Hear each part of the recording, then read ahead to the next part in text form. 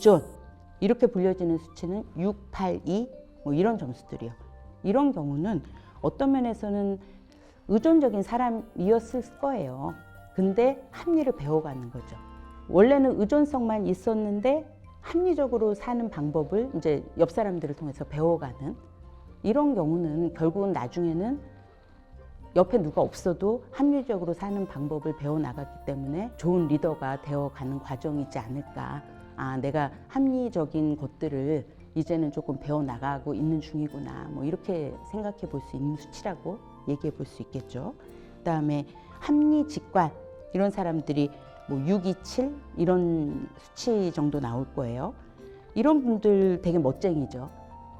되게 직관적인 사람들이 어떻게 보면 되게 감성적이기 때문에 되게 매력적인데 합리성도 같이 배워나간 거죠. 그래서 공적인 일과 사적인 일을 각각 하는 거죠. 공적인 일은 합리적으로, 사적인 일은 감성적으로. 그 다음에 일은 합리적으로, 그 다음에 취미는 감성적으로. 뭐 이런 식으로 어떤 좀 분리해서 하는 일들을 좀 하고 있지 않나. 그 다음에 의존 직관형들이 2, 6, 8 뭐 이런 분들.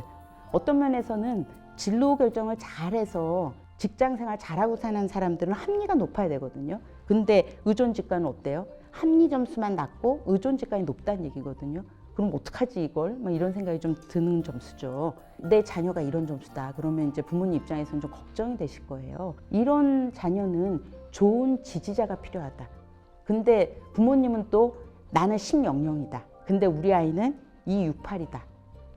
그러면 야단을 쳐서는 안 돼요. 그러면 더 뭘 결정을 못 해요. 좋은 지지자란 추궁하는 부모가 아니고요. 옆에서 결정을 내려볼 기회를 주는 지지자거든요. 그래서 좋은 지지자, 그 다음에 같이 이 아이의 감성을 이해하는 숨 쉴 공간을 주는 지지자, 이런 사람이 있어야 되는 거죠. 혹시 나의 아저씨인가요? 거기 보면 형제들이 저녁마다 술집에서 얘기하죠. 그들은 저는 이 유형이라고 생각합니다. 의존 직관들. 그 형제들은 모여서 한 잔씩 해요. 그들은 그 시간을 거쳐서 세상을 사는 것 같거든요. 이런 시간이 필요한 사람들인 거죠. 우리 아이들은 어떤 유형인지를 자꾸 생각해 보시라고 제가 포인트를 지금 거기에 두는 겁니다. 그다음에 합리 의존 직관은 6, 7, 8 다 높은 사람들이에요. 현실적으로 이게 가능해? 라는 생각이 들지만 다 높은 사람들 꽤 있더라고요. 이들은 원래 시작은 어디였는지 모르겠어요. 근데 다 높아졌어요. 나이 먹으면서. 그래서 원래 의존이 높았는데 또는 뭐 원래 직관이 높았는데 뭐 살면서 다 이제 기능이 높아진 거죠. 근데 이러기 위해서는 아마 내공이 쌓인 거죠. 어디서 시작했던 필요한 것들 다 쓰고 사는 사람. 그래서 단독 합리로 1000보다는 어쩌면 뭐 6, 7, 8 이런 식으로 다 높아진 이 사람이 다 극복하면서 내공이 더 커진 사람일지도 모르고요. 부모님들이 우리 아이가 지금 마음에 안 들어 이렇게 느끼기보다는 이렇게 내공이 큰 아이로 30쯤 됐을 때 우리 아이가 이 정도 애가 되는 게 더 나을지도 모릅니다. 그래서 합리, 의존, 직관의 아이가 되면 돼 라고 좀 믿고 기다려 주시는 것이 더 나을 수 있다. 이렇게 생각하시면 좋을 것 같아요. 근데 이런 유형도 있어요. 미결정 유형이라고 저는 이름을 정하는데요. 3, 2, 2 뭐 이런 자녀가 있을 거예요. 아무 유형의 점수도 안 나와. 이런 경우는 의사결정을 아예 안 하는 거죠. 합리적으로도 안 해, 의존적으로도 안 해, 감성적으로도 안 해. 어떤 면에서는 세상에서 어떤 결정도 난 잘 어떻게 해야 될지 잘 모르겠어. 난 아직 결정을 안 하고 있어. 너무 심사숙고만 하고 있는 중인가? 왜 난 결정을 하지 않는가? 뭐 이런 것들을 좀 생각해 봐야 될 수도 있어요. 개인이 너무 이유가 많기 때문에 제가 이렇게 한마디로 말하기 좀 어렵습니다. 우리 아이 어떤지 잘 모르겠다 그러면 개인 상담이 조금 필요하실 수도 있는데 나는 어떤가? 우리 아이는 뭐가 필요한 거지? 뭐 이런 것들을 좀 많이 생각해 보실 필요가 있다라는 얘기를 제가 말씀드릴 수 있을 것 같습니다. 진로 결정이라는 것은 참 중요한 의사결정 중에 하나입니다. 그래서 아주 신중한 결정이 필요한데 그 합리성을 키우는 과정 안에는 누군가 중요한 어른들한테 의논도 필요하고 그 다음에 감성적인 나를 돌보는 것도 필요하고 그럼에도 불구하고 합리적인 정보를 수집해서 결정하는 과정도 필요하고 그래서 합리적인 의사결정은 중요하지만 내 아이의 타고난 어떤 성품에 맞게 결정하는 과정에서 부모가 아이의 특징을 이해해 주는 것, 이것을 꼭 기억해 달라라는 얘기를 제가 드리고 싶은 겁니다.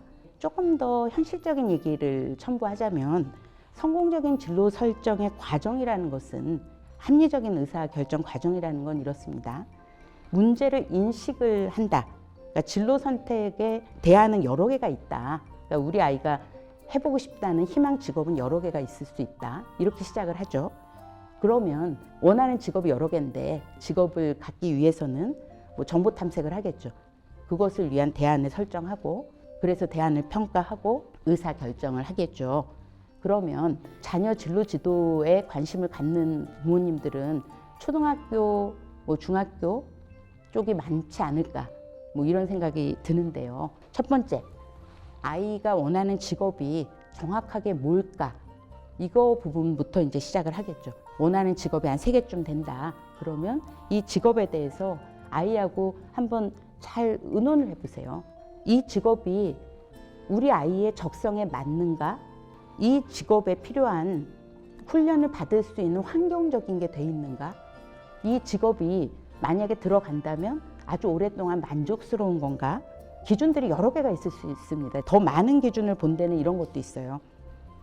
흥미로운가 이 직업이? 그다음에 뭐 성격적으로 맞는가? 가치관에 맞는가? 신체 조건으로는 맞는가? 내 학업 능력으로는 이 직업에 이룰 수 있는가? 이 교육비를 우리 집은 감당할 수 있는가? 부모로서 나는 이 직업을 갖는 것을 지지할 수 있는가? 교육, 훈련, 자격증을 딸 수 있는 가능성이 얼마나 있는가? 취업 기회는 앞으로 계속 열려 있는가? 장래 이 직업은 전망이 높은가? 쭉 기준을 여러 개 놓고 직업을 비교해 보는 거죠. 이런 게 이제 우리가 합리적인 의사 결정이라고 말을 하는 거예요. 아이가 희망하는 직업을 놓고 이렇게 잘 따져보는 거죠. 이렇게 결정하는 과정을 통해서 결정을 점수를 내보는 거죠. 해서 점수를 쫙 내서 직업 3개를 놓고 냈더니 뭐 19점, 20점, 25점 이래요. 근데 아이랑 야 이건 25점이고 이건 19점이니까 25점 이걸 가지 그러니? 라고 얘기해도 19점이어도 엄마 나는 그래도 19점이 이걸 가겠어 라고 얘기할 수도 있습니다. 19점이고 25점이면 우리가 합리적인 의사결정은 어떻습니까? 25점인 걸 선택하는 게 합리적인 거거든요. 근데 아이가 25점이 있는데도 불구하고 19점이 나온 이 직업을 선택할 때는 왜 이것을 선택하는 거를 써보는 거죠. 19점이지만 나는 이 직업을 선택해야 훨씬 행복하다고 느낀다. 왜냐하면 해서 아이가 자기 가치를 분명히 반영한 그 글을 써보는 거죠. 근데 발달 과정에서 또 변한다, 가치가. 그러니까 초등학교 때 이 얘기 했다가 중학교 가서 또 바뀔 수도 있거든요. 그래서 아이가 또 한 번 또 써보면서 가치가 바뀌면 다시 한 번 또 얘기할 겁니다. 이런 과정들을 우리는 한 번에 다 하는 건 아니니까 부모님이 막 못마땅해서 화를 내시지는 마시고요. 이 결정들을 자녀와 함께 해보시기 바랍니다. 중요한 건 이 결정을 내가 왜 하는가를 자꾸 얘기 들어보면서 아 우리 아이는 이런 생각을 하는구나. 나와는 또 지금 다른 가치를 갖고 있네. 아이가 이런 그 여러 기준을 통해서 직업을 결정해야 된다는 걸 아는 것만 해도 되게 중요하다는 거, 이런 부분들을 아실 필요가 있고요. 이런 그 결정을 한 다음에 중요한 건 결정만 해서 되는 게 아니고 이제 준비를 하죠, 우리가. 근데 만약에 지금 제 강의를 듣고 계시는 학부모님이 초등학생이라면 진로 선택을 너무 빨리 하지 마십시오. 그냥 아이가 크게 그림을 그려보는 선택을 저는 더 추천합니다. 그래서 20대, 30대, 40대에 뭘 하고 싶다 이렇게 큰 그림을 그리는 거를 한번 해보시는 게 더 좋고요. 그 다음에 이제 중3, 고3, 대학생 때 이럴 때는 3년 안에 무엇을 해야 되는지를 그리는 거, 이런 그 단기 목표 설정하는 것은 그 나이 때는 꼭 하셔야 될 부분이죠. 너무 어린 아이한테 3년간 너 뭘 할래? 그래서 이거는 막 아이한테 추궁하시고 그거는 좀 피하라는 말씀을 드리고 싶습니다.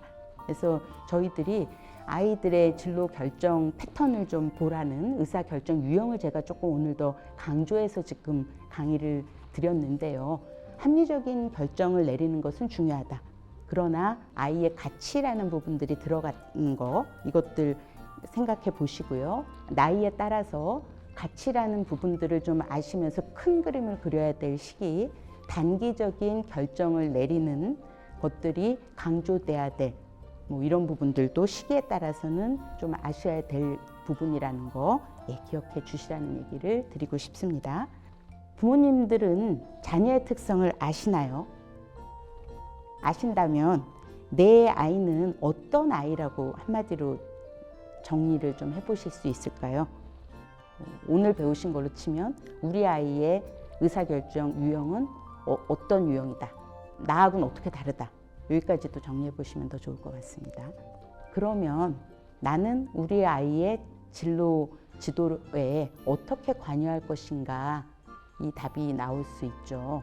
부모는 자녀의 진로에 관여할 수는 있지만 그 아이의 감정이나 생각까지를 통제할 수는 없다고 합니다. 자녀가 원하는 방식으로 관여하시는 것만 가능하다고 합니다.